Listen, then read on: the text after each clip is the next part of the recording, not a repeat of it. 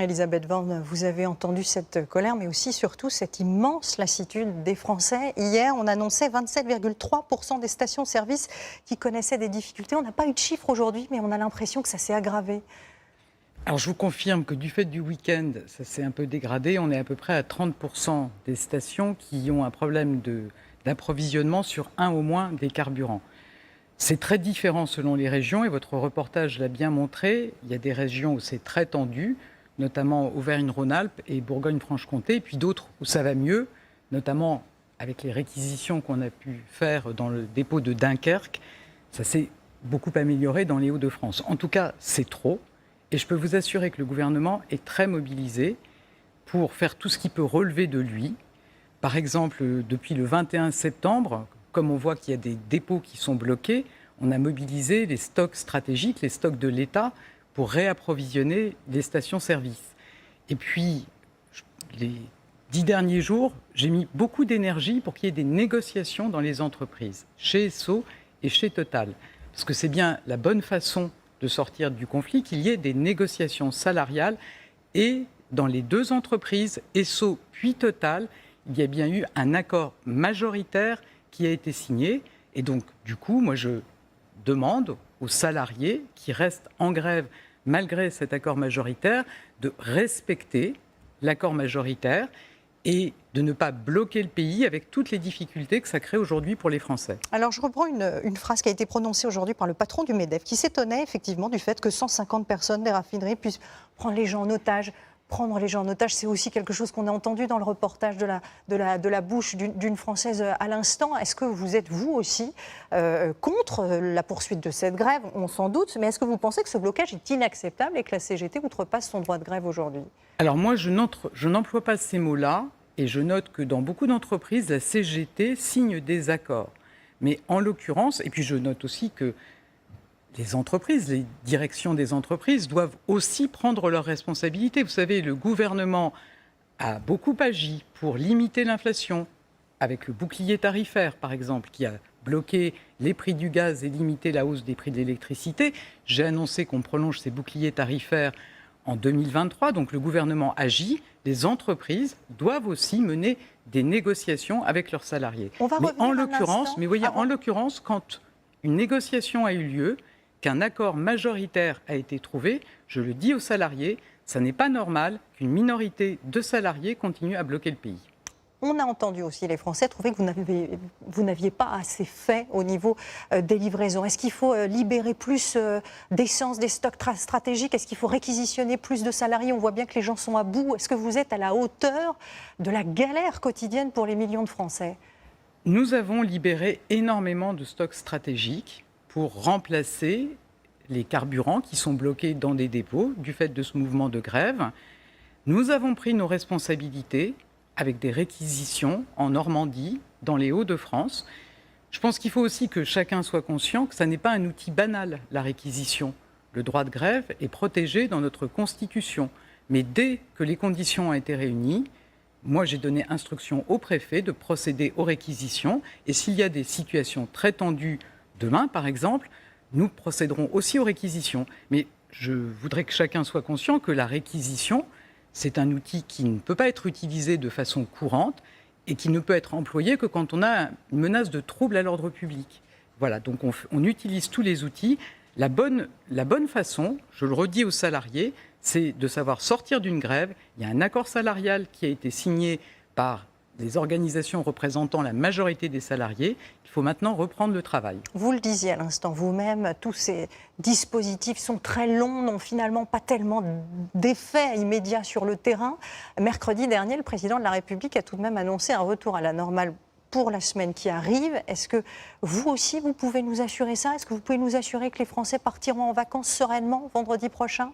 Je le redis, ça dépend largement des salariés qui doivent reprendre le travail. Mais en tout cas, avec ce que vous connaissez de la décisions situation qui vient de se passer, est-ce que vous pensez vraiment, de façon réaliste, que les choses peuvent s'améliorer dans la semaine qui vient? C'est ça la question. Je vous le confirme, avec les décisions qu'on a prises, je parlais des réquisitions à Dunkerque, la part des stations qui est en rupture dans les Hauts-de-France est passée de 55% à 23%, donc on voit que ça a un effet. Ça met un peu de temps, je ne vais pas rentrer dans la technique, mais en tout cas avec les décisions que nous avons prises, celles que nous pourrions prendre, et avec la levée de la grève chez Esso, la situation va s'améliorer cette semaine. Moi, je souhaite vraiment que ce mouvement de grève s'arrête.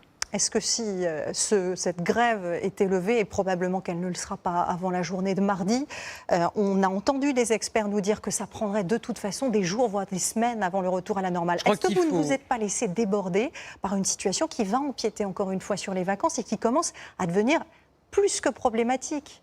Moi, je le redis, j'entends les attentes des Français en termes de pouvoir d'achat. Le gouvernement a pris ses responsabilités cet été, avec un texte de loi où il y a de nombreuses mesures pour le pouvoir d'achat.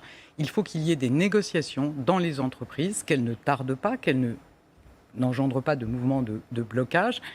S'agissant du retour à la normale, il y a deux choses. Les raffineries, ça met effectivement beaucoup de temps à se remettre en marche. Si on peut maintenant reprendre les livraisons dans tous les dépôts, ça sera des améliorations très sensibles. Et je le redis, avec les mesures que nous avons prises, que nous nous apprêtons à prendre, si c'est nécessaire, il y aura une amélioration dans la semaine. Alors cette grève, elle a aussi fait monter le prix de l'essence.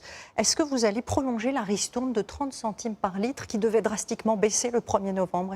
Je vous confirme que nous allons prolonger cette remise sur les carburants jusqu'à mi-novembre. Et j'ai eu le PDG de Total cet après-midi qui va également prolonger sa ristourne. Sa ristourne de 20 centimes, par absolument. litre. Au sein de l'exécutif, vous le disiez tout à l'heure, vous avez été très nombreux à inciter Total Énergie à augmenter les salaires. Globalement, est-ce que vous trouvez tout de même que les patrons jouent le jeu en France aujourd'hui? On sent bien que les salaires n'augmentent pas, évidemment, au rythme de l'inflation. Est-ce que vous avez vous-même des moyens d'impulser une dynamique? Est-ce que vous pourriez, par exemple, augmenter à nouveau le SMIC? Est-ce que vous pourriez indexer les salaires sur l'inflation? Est-ce que vous pourriez baisser les charges? On sent qu'il y a un blocage encore là-dessus et que c'est une vraie demande. Le SMIC, il est revalorisé automatiquement. On a un système unique au monde. Il a donc augmenté de 8% sur un an, avec une inflation qui est de l'ordre de 6%. Le SMIC augmente. Il faut ensuite qu'il y ait des négociations qui se tiennent dans les branches pour revaloriser les grilles salariales en conséquence. Ces négociations, elles ont lieu dans beaucoup de branches.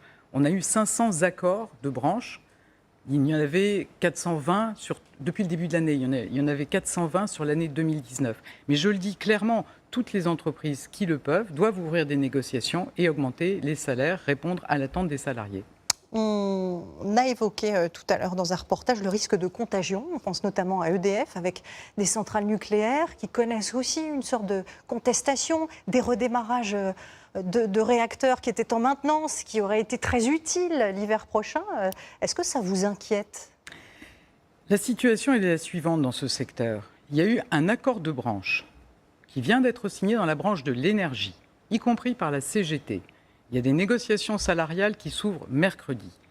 Alors, je crois qu'on connaît tous la capacité exceptionnelle d'engagement des agents d'EDF quand il y a une crise, par exemple, qu'on a eu une tempête, qu'il faut travailler 24 heures sur 24 pour remettre le courant. Moi, j'en appelle à leur responsabilité. Aujourd'hui, rien ne justifie une grève préventive alors que des négociations salariales s'ouvrent mercredi. On parlait effectivement des salaires. On sent bien que cette question du partage des richesses, elle divise jusqu'au sein de votre majorité. Cette semaine, il y a un amendement dont vous ne vouliez pas sur l'augmentation de la taxe sur les superdividendes qui a été déposé par le MoDem, qui est votre allié, qui a été voté par 19 de vos députés, dont votre suppléant.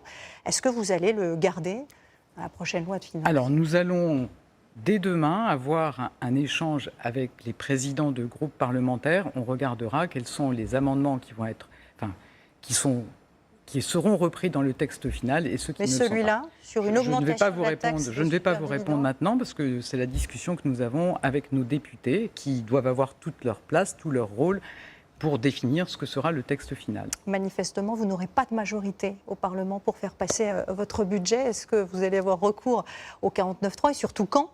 Alors, je vous confirme qu'on a des débats qui se tiennent, des débats de qualité.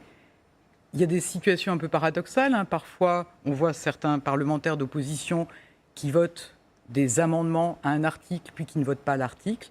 Ils m'ont à peu près tous confirmé qu'ils ne voteraient pas le budget, voire qu'ils voteraient même contre. Donc, on sera sans doute amené à recourir au 49.3. Mais contrairement à ce que dit Jean-Luc Mélenchon, ça ne sera pas demain. On va regarder. Moi, je souhaite que le débat ait lieu. C'est un débat qui est important. Il y a des échanges de qualité, il y a des propositions intéressantes, dont certaines, celles de la majorité et celles des oppositions, pourront être reprises dans le texte final. Et c'est le travail que nous allons faire dans les toutes prochaines heures. Merci beaucoup Elisabeth Borne d'avoir accepté de venir répondre à nos questions ce soir. Merci beaucoup.